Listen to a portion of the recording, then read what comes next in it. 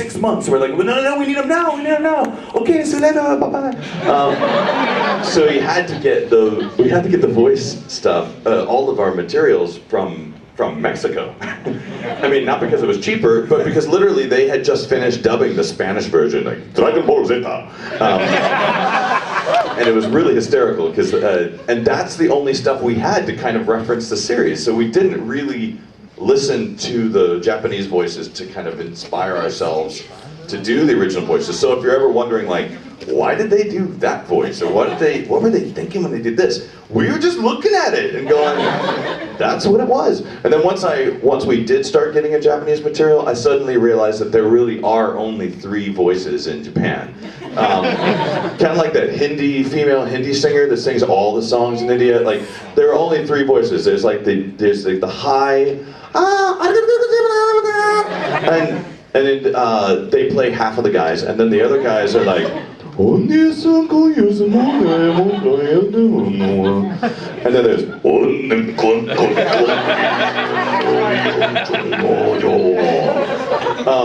that wouldn't have helped us either.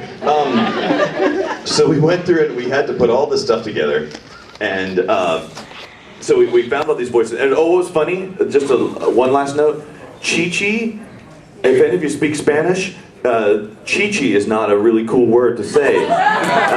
It means boob. Like literally, a boobie. So they had to call her Milk. Which, close enough, I guess. That didn't make it any close better. To the source, at least. So we recorded Dragon Ball Z, and this is where it starts to get a little bit blurry, because all of a sudden Dragon Ball Z was like, BAM! It was all over Cartoon Network, and it was really cool, and everyone was going, holy crap! And I was walking around the studio because we didn't have a lot of material, and I was looking at all these posters, and I'm like, who's that? And they're like, that's Goku. I'm like, okay, no, I mean that one over there with the blonde hair. They're like, no, that's Goku too. Like, oh, that's Goku. Okay, then which one's that one? The little one? Oh, that's Goku. All right, and what about this one? That's Goku, right? No, it's Gohan. Oh, but wait, he looks just like Goku. Yeah, but what about that one? That's Vegeta, right? No, that's Goku. That's Gohan, but he's older. Like, yeah, okay, what about this other one? That's Goku, right? No, that's Trunks. So it was a really confusing show, to say the least, because like, if you don't know Dragon Ball, they all look like it's just one character. No one can really tell. And in fact, if you notice, after a while, Vegeta and Yamcha, like, all of a sudden start looking really similar. Like, if you don't have the scar on the face, you're like, that's Vegeta. I know what you're doing. You're reusing animation. It's cheaper. It's cheaper. We didn't have a lot of money. So we recorded Dragon Ball, and it was awesome, and we eventually were, like, finding new and incredible people. Like, Laura Bailey came on, and she was amazing. Before that, the first most amazing person that came in, and we had a lot of good people come along, but like the person who just miraculously showed up, like from the future, literally somehow just already felt like he walked in and already somehow knew how to do it, and he was perfect for the role, was Eric Johnson, the voice of Trunks, or actually Eric Bale, the voice of Trunks, who was also known as Eric Johnson, but he had to change his name to Eric Bale because there's a guitar player named Eric Johnson, so he has to use Eric Bale. And that's another one to grow on. So he just kind of walked in and he was awesome. He was like the perfect thing for the show that we needed at the time, because we needed somebody to come in to play Trunks who was already kind of rock solid, because he becomes a main character instantly. It's not even like hang out a little bit and then you get an episode. It was like, blam, you are a main character right now.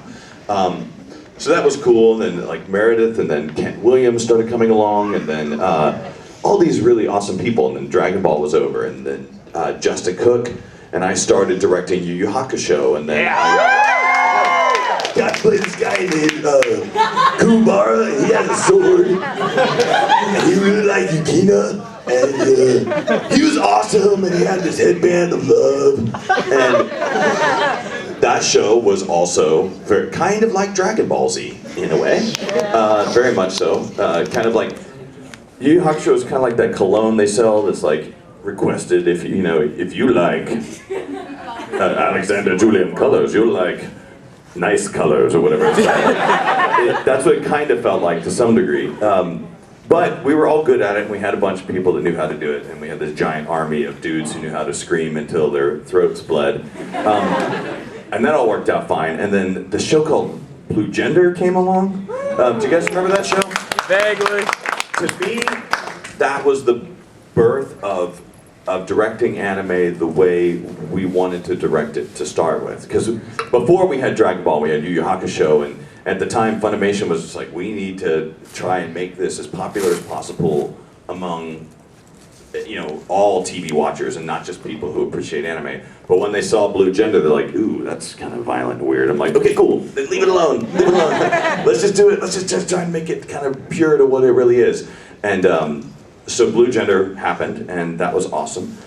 And then it starts getting blurry. And then, remember I've told you about all these characters. There's like, there's Yamcha's way up here, there's Vegeta, and I'm not going to say over 9,000. You just did! Oh. And then there's Piccolo, and the way I always describe Piccolo is Piccolo's job in the show is to tell Gohan what to do. Gohan, go! Gohan, stay!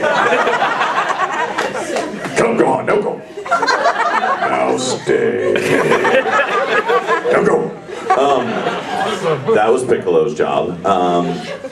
And then, I already told you about Yamcha, but if you take Yamcha and then you make him all like weird and stupid and kind of bad accent sounding, you got Jace. And then there's Bakum, and he's like really low. And the more years I played him, the more I kind of didn't do a very good job impersonating him.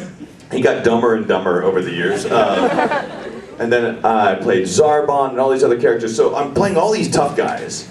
And then all of a sudden this weird show came along about these dudes who like hug girls and they turn into like animals in the zodiac. There's a show called Fruits Basket, and so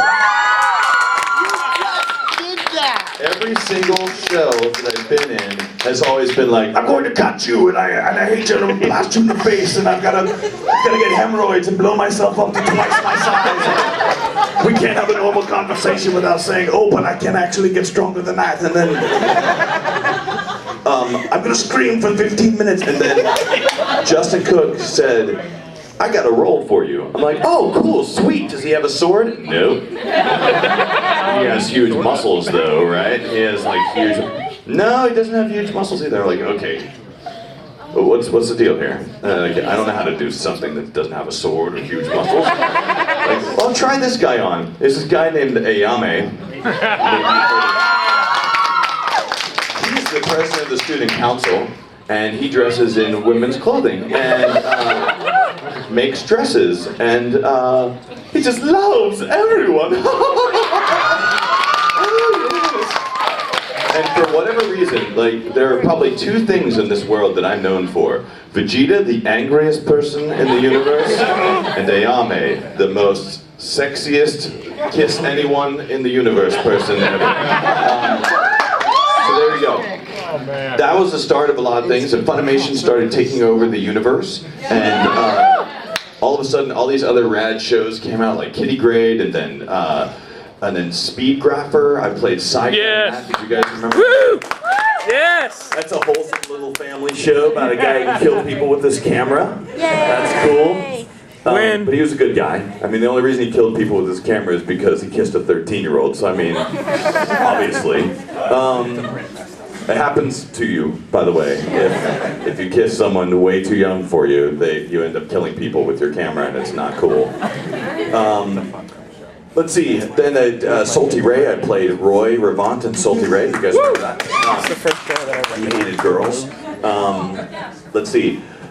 Then all these other shows, then you're going to start shouting them out, and then I'm going to finally remember who they are. But then, I don't know.